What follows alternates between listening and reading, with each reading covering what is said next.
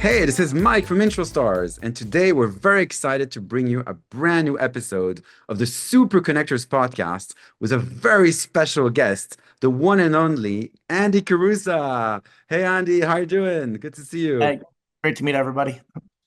So, Andy, tell us a bit more about your journey as a super connector in New York. What does it really mean for you to be a super connector? What do those the words mean to you? Yeah, I mean, I think being a super connector really means bringing people together, being able to introduce other people for the benefit of all. I'm really a big believer in rising tide raises all boats kind of an approach. So I believe by being a connector, you could help other people achieve, their goals, and by doing that, you're building, karma, reputation, and kind of reciprocity that eventually ends up finding its way back to you. Sometimes it's good to have some sort of an incentive, but not always. Sometimes it's good to just help people out and have that reciprocity come back, and eventually it'll hit you at some point too, and you never know when you need it. You never know when you need it. That's true. And if you help others, make great introductions, for sure, those introductions are going to come back to you. Absolutely. So what kind of introductions do you do in your day-to-day job now? What are you working on right now where you make introductions? What are the types of introductions you typically make as a super connector? Yeah, absolutely. So, I'm privileged to have the role of the head of marketing at a B2B SaaS and AI marketplace. So I get to meet a lot of really interesting people all the time. And naturally, I think a lot of these people benefit from knowing each other, either if they're customers listing their products on our platform, or maybe they're a partner. It could be a VC trying to find new startups to invest into. I do happen to meet a lot of great people, and so I find a lot of natural value being able to connect all those different people together.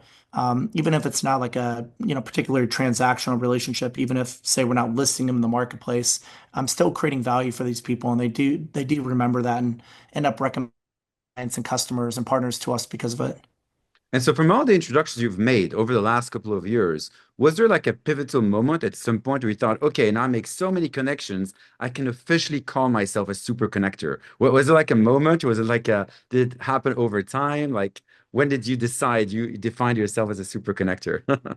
I mean, I've always kind of been doing it. So about 20 years, and when I was in college, my first company was throwing events, and so I've naturally always been a connector, bringing people together.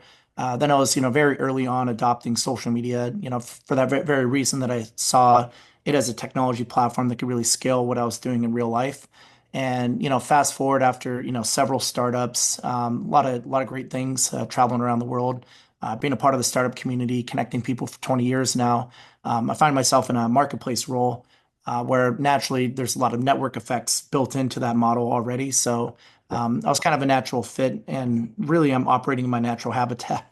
So I did start doing events in New York City too. So I found a way to bring back that skill I developed 20 years ago to put people together in the same room, create a great atmosphere, and help people connect with other like minds that produce mutual value for each other. And so right now, do you spend more time going to other people's events or doing your own events? How are you building your own network right now? Or people come to Uh, you, I guess. Yeah, a little bit of both. Luckily, a lot of people do come to us because they want to list in the marketplace and then want to tap into the network. So we get to meet a lot of great people that way.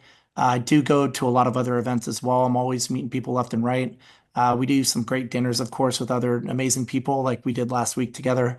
So I'm constantly doing that stuff all the time. But I did find a lot of value, over the years, hosting my own events because that's a great way to bring people to you as well, Yep. but also be like that center conduit or that hub to be able to make all those connections for people.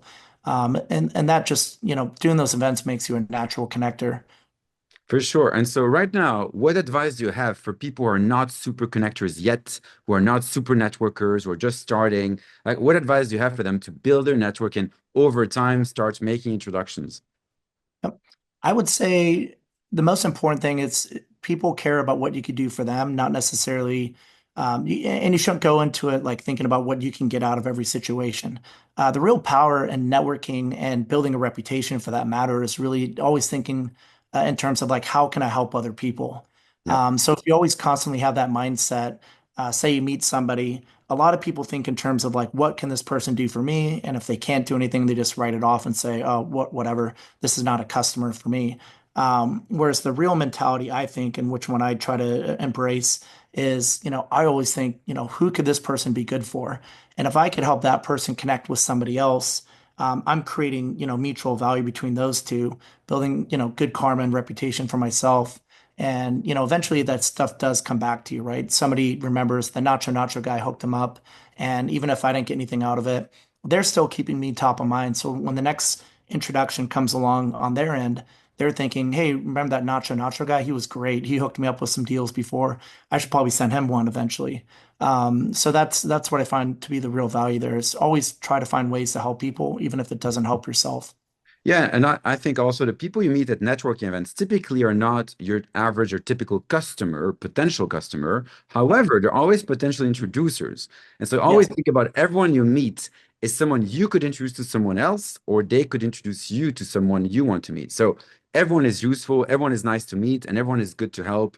And it's always good to build relationships with everyone you meet because it's not so much what they can do for you, it's more who they know and who you know and how you Yeah, can make it work for both sides, right? I think that's the magic of networking.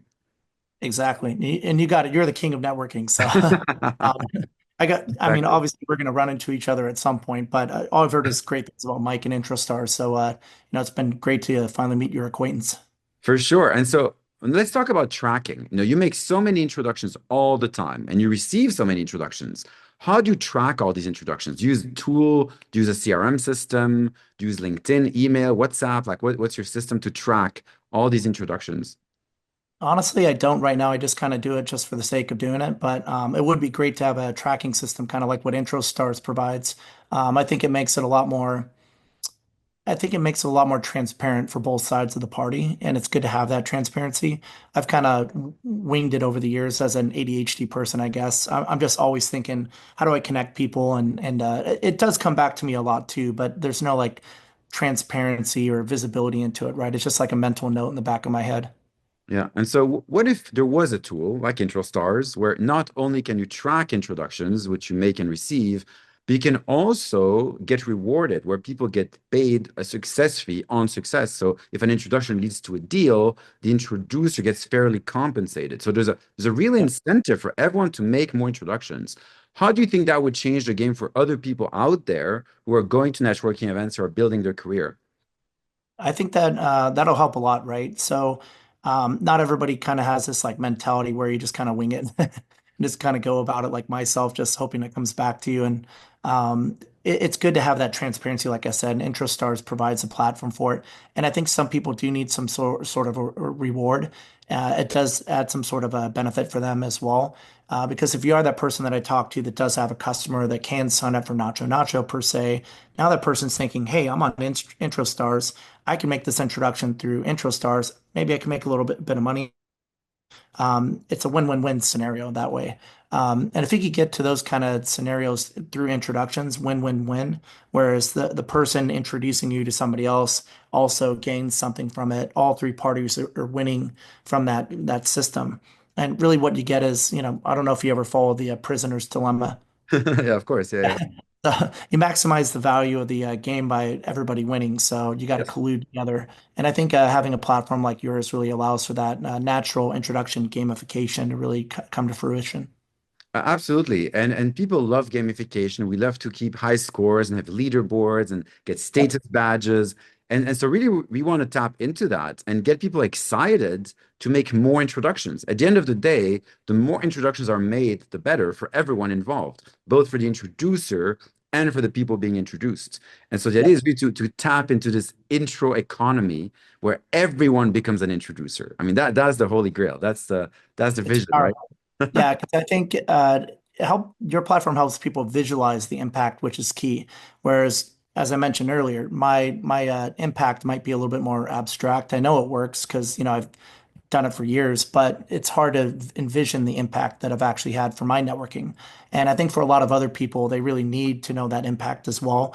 And so if you have that gamification and you have that visualization of the introductions actually being made and the value created from it, I think it makes people feel like they're doing a lot more than what they would have otherwise if they're just going about it wheeling and dealing with no transparency at all. For sure. And what do you think AI changes in that? Now, everything is now done by AI. You've got AI bots everywhere, AI cold outreach campaigns, AI spam bots. You get fake messages all the time. So, how do Yeah. you think that changes the whole world of introductions and referrals? I think people are getting really sick of automation and AI. It's you could smell it from a mile away when you get an email.